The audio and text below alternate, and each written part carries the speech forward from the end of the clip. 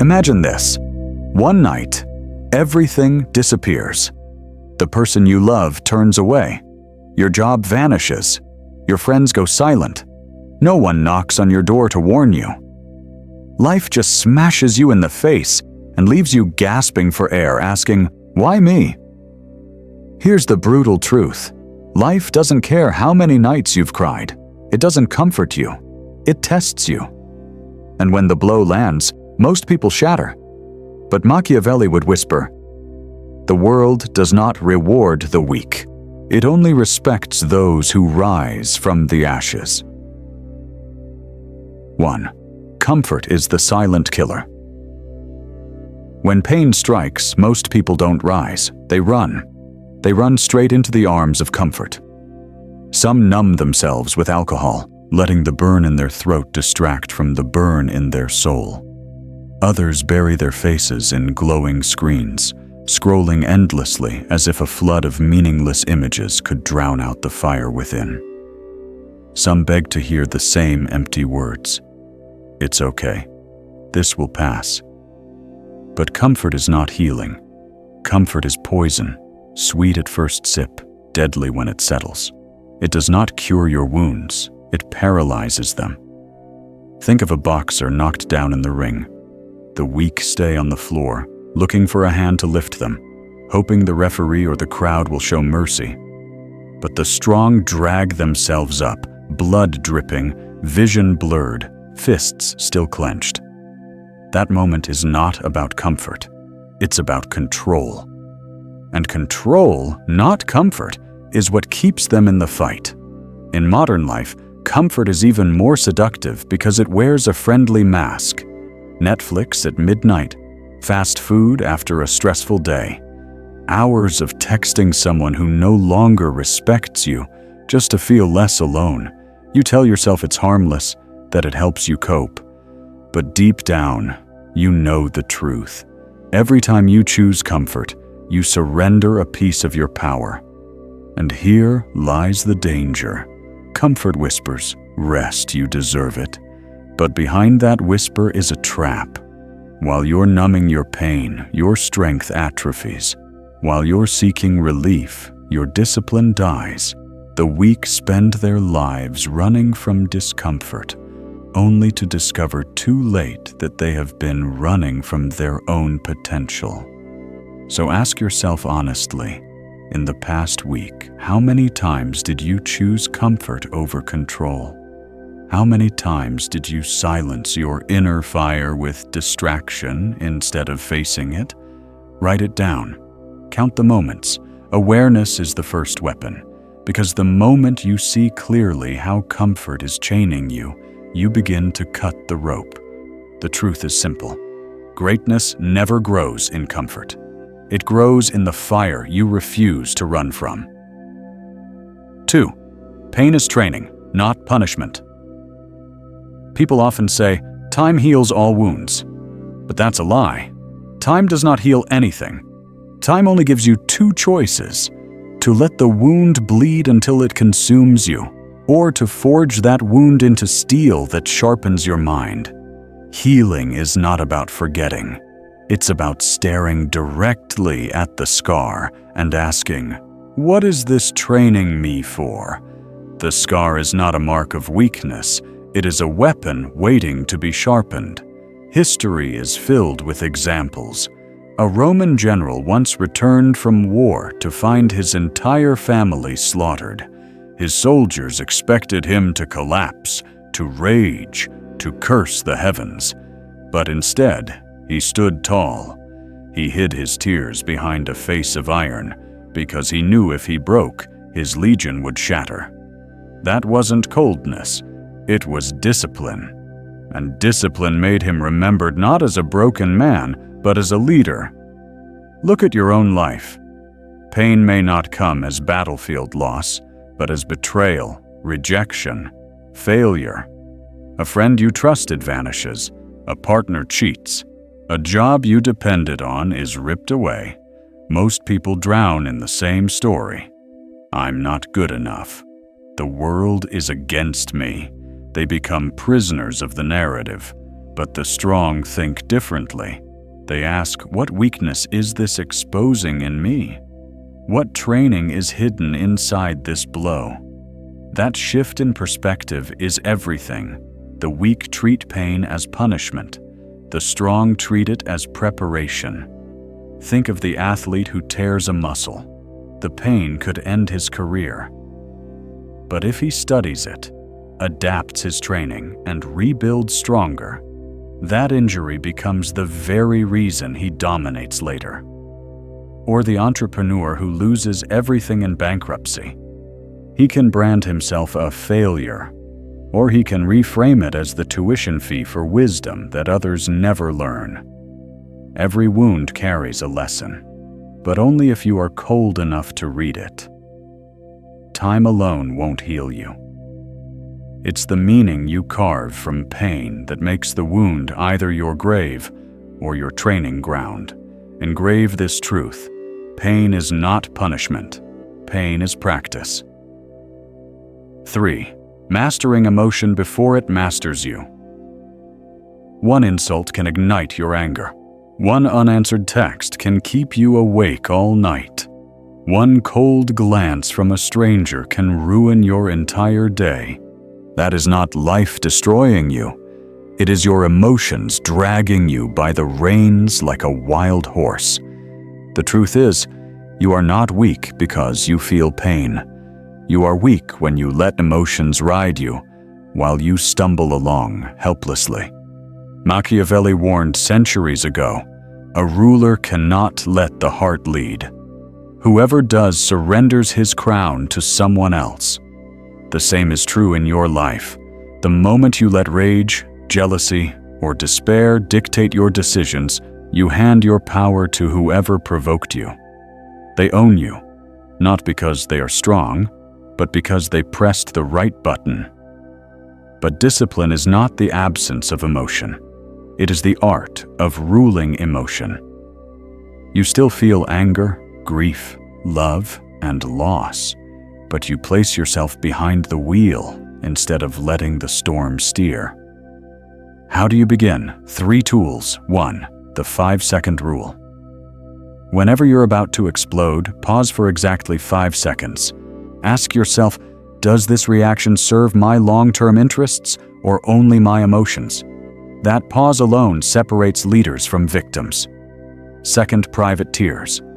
Yes, cry if you must, but cry in private, not in front of those eager to see you break. Out there, you remain composed. The world doesn't deserve your vulnerability unless you choose to share it. 3. Strategic silence. When provoked, stay quiet. Silence is not weakness. It is a weapon sharper than words. A man who reacts instantly is predictable. A man who stays calm is unreadable. And unreadable is untouchable. Of course, people will call you cold when you stop reacting the way they expect. They'll say you've changed. Good. Change is power. Predictability is weakness. So remember this, your emotions are not your enemy. They are wild horses. If you hold the reins, they carry you to victory. If you let them drag you, they carry you to ruin. Engrave this truth. I rule emotion, or I am ruled by it. 4. Rewriting the story. Most people are not truly destroyed by the event itself. They are destroyed by the story they tell themselves afterward.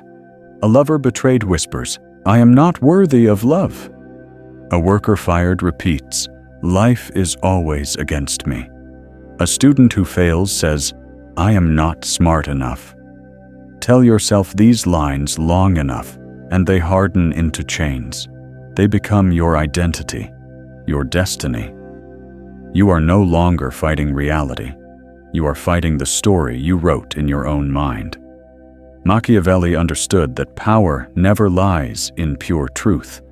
It lies in perception. If you wear the label of a victim, the world will treat you as one. But if you rewrite the story, even failure becomes fuel. Take the entrepreneur who went bankrupt at 30. He could brand himself a failure, retreat forever, and live in fear of risk. Or he could say, I just learned $1 million lesson most people never understand in their lifetime. Same facts, different frame. And this reframing is what allows him to rise again, build, and eventually conquer. You must do the same. After every crisis, perform this ritual. 1. What happened? Write it without excuses, without exaggeration. Pure fact. 2. What I learned. Extract the lesson. Find the weakness revealed. 3. Who I will become because of it.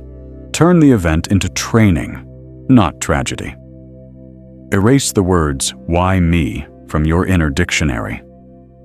Replace them with, "What is this preparing me for?"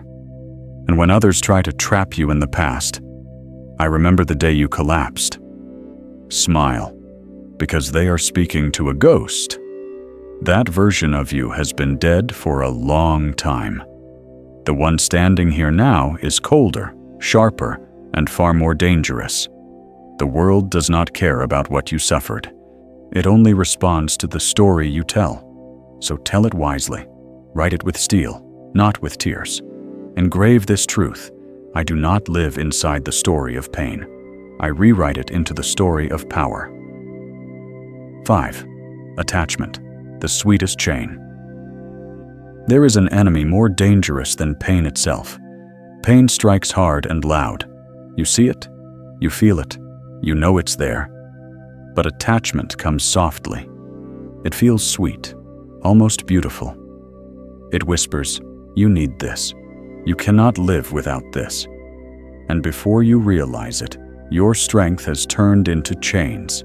Think of a bird soaring across the sky, wings wide and powerful.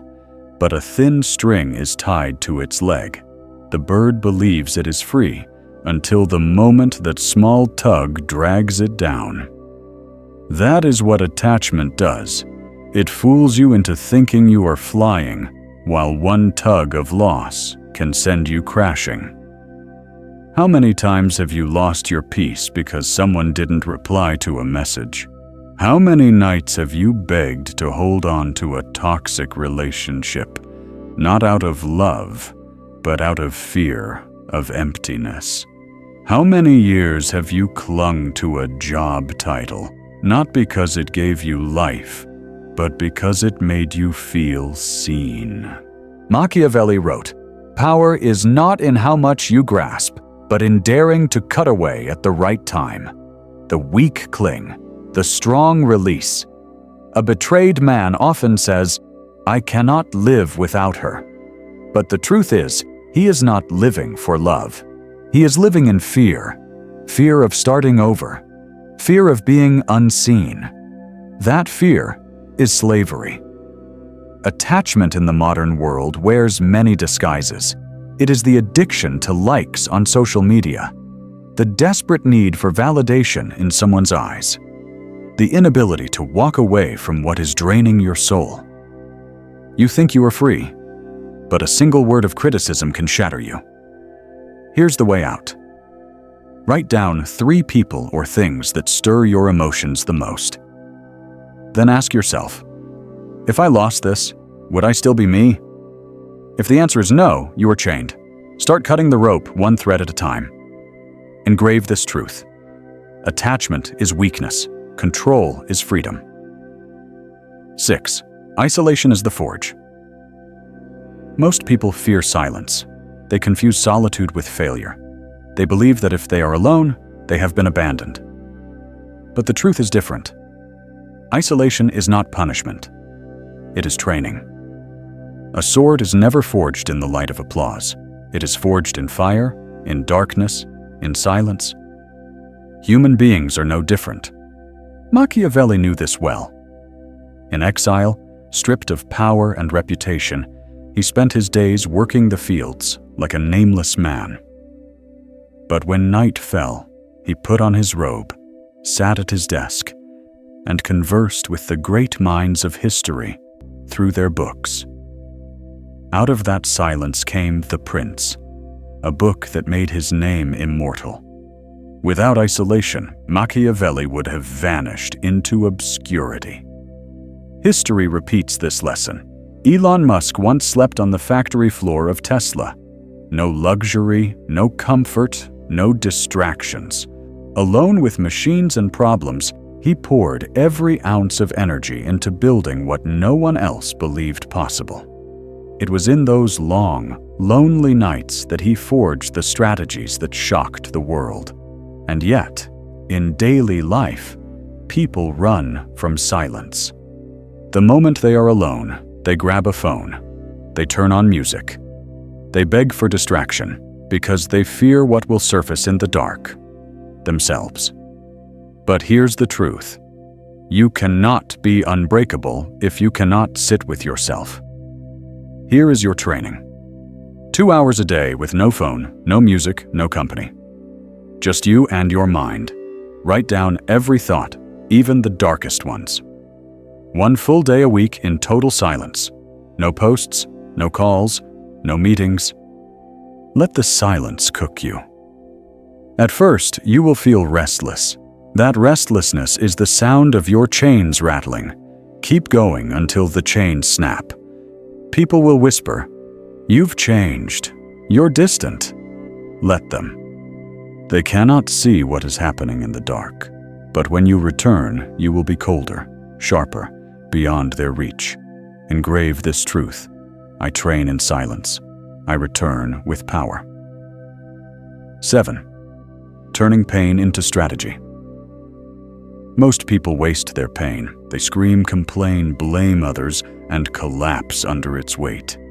They think pain is only meant to hurt them. But Machiavelli understood something deeper. Pain is data. Every wound is a signal. Every betrayal a code. Every failure a map. And if you are cold enough to read it, pain becomes the most valuable strategist you will ever have. Think of a fighter in the ring. The weak one, knocked down, blames the referee, the coach, or bad luck. But the strong one rewinds every second, every punch he missed, every opening he gave, every flicker of distraction. He studies his defeat like a textbook, and because of that, no one can ever beat him the same way twice. His pain becomes his precision. Life works the same. A business collapses. The average man says, "I'm not good enough." The strategist asks, "What weakness caused this failure? What signal did I ignore?" He extracts the data, sharpens his mind, and builds again, this time stronger, this time wiser. Look closely at your own life. Do you notice how the same wound repeats? One partner betrays you. Later, another does the same. One boss disrespects you. Later, another repeats it. This is not fate cursing you. It is life shouting at you. You haven't learned the lesson yet. Here is the ritual. After every painful event, write 3 lines. 1. What hurt me? 2. What weakness it exposed? 3. How I will strike back next time. Repeat this until it becomes instinct. Pain is not random. Pain is your teacher, but only if you study it with a cold, strategic eye. If you ignore it, the same wound will return until it breaks you. If you learn from it, every wound becomes armor, every scar a weapon. Engrave this truth. I don't react, I reposition. Because the one who turns pain into strategy doesn't just survive, he makes defeat impossible. 8. Building emotional immunity. The world rarely destroys you with swords or bullets. It destroys you with invisible daggers aimed at your emotions. One careless insult can throw you into rage. One cold glance can steal your sleep. One unanswered message can keep you restless all night. This is how most people are controlled, not through violence, but through subtle stabs to the heart. They hand over their peace to strangers, to critics, to anyone who knows which button to press. That is not strength. That is slavery. Machiavelli warned, "A ruler cannot let the heart lead, for others will use it as chains to drag him down." Emotional immunity is not about becoming numb. It is about becoming untouchable. You still feel, you still hear, but nothing pierces the steel fortress inside you. Imagine a fortress of iron walls. Arrows may strike from the outside, but they cannot reach the core. Inside, the fire still burns, but no enemy can breach it. That is the immune mind. How do you build it? 3 disciplines. 1. Audit your circle. Write down the people who drain you most. Ask, am I giving them too much control over my emotions? If yes, withdraw that power immediately. 2. Create a strategic pause. Whenever provoked, count 30 seconds in your mind. In those 30 seconds, remind yourself, if I react now, I've already lost. That pause turns traps into data. 3rd, train to look the same in both praise and criticism. The more unreadable you become, the less others can manipulate you. Calm in victory. Calm in insult. At first, people will call you cold. They will say, you've changed. You don't care anymore. Let them. They mistake freedom for coldness because they are still chained. Ask yourself, if tomorrow no one could touch your emotions, not with insults, not with silence, not with betrayal, how much freer would you be? Less anger, less anxiety, less begging. You would live like a fortress.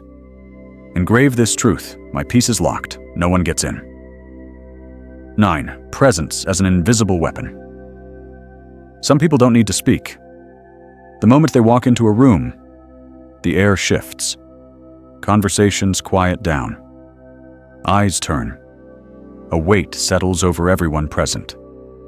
That is the weapon of presence, an invisible form of power that strikes without words. A lion does not need to roar. The mere sound of its footsteps makes the jungle tremble. In the same way, a person of presence carries silent authority. People adjust themselves before you even open your mouth. Machiavelli wrote, "In the game of power, image matters more than truth." This means you don't need to hold all the power right away. You only need to appear as if you do. Presence itself creates the perception, and perception creates reality. Think of a meeting filled with arguments and noise. Then someone enters, calm steps, steady gaze, body still.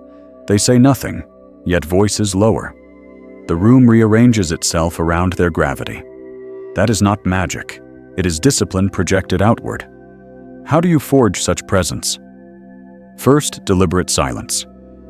When attacked, do not rush to answer. Look directly at your challenger. The longer the silence, the more unsettled they become. Words can be dismissed. Silence cannot. 2. Cold body language. Shoulders straight, eyes steady, movements minimal. The less you move, the more weight each movement carries. Stillness becomes dominance. 3. Razor words. Speak few, but make them sharp enough to leave a lasting mark. Every unnecessary word dilutes your presence. Every precise word strengthens it. In modern life, this is why some entrepreneurs or leaders command respect before they say a single sentence. They project control not through noise, but through restraint. Ask yourself, if tomorrow you walked into a room and said nothing, would people adjust themselves to you, or would they ignore you? The answer reveals whether you own presence or not. Presence is not arrogance. It is mastery of silence, mastery of the body, mastery of the image you project. Engrave this truth. My presence is my power. My silence is my strike. 10. Forging the untouchable mind. When all is stripped away, your love, your work, your comfort, only one battlefield remains: your mind. This is where most people collapse. Long nights alone, haunted by memories of betrayal, failure, humiliation. Their own thoughts turn into weapons that stab them from within. But the rare few, the ones who rise to power, choose differently. They do not beg for distractions. They do not drown themselves in noise. They sit in the darkness and let the storm rage inside until the storm itself becomes their training ground. Machiavelli wrote, "A man must make others fear him, or he will be crushed. The same is true for your mind. Either you make pain fear you, or it will crush you completely. There is no middle ground. Look at Nelson Mandela, imprisoned for 27 years. Most men would have gone mad, but Mandela emerged with a mind of steel, ready not only to survive, but to lead a nation. That was not luck. That was mental discipline forged in silence, in solitude, in unbroken will. In everyday life, you see the same difference. Some lose money, jobs, relationships, and collapse publicly, begging for sympathy. Others lose the same things and disappear quietly. When they return, they are unrecognizable, colder, sharper, impossible to break. How do you forge such a mind? 3 disciplines. 1. Pause before reacting. 10 seconds can prevent a decision that ruins 10 years. Second daily command. Each morning ask yourself, who rules my mind today, emotion or discipline? 3. Detach from the board. Don't ask, why me? Ask, what's the next move? An untouchable mind is not born, it is built. And once built, it turns you from prey into predator. From someone defined by events into someone who uses events to advance. Engrave this final vow. I am untouchable. I own my mind. I don't just survive, I dominate. And when you reach this level, you no longer need applause, sympathy, or comfort. You are enough. You are the weapon.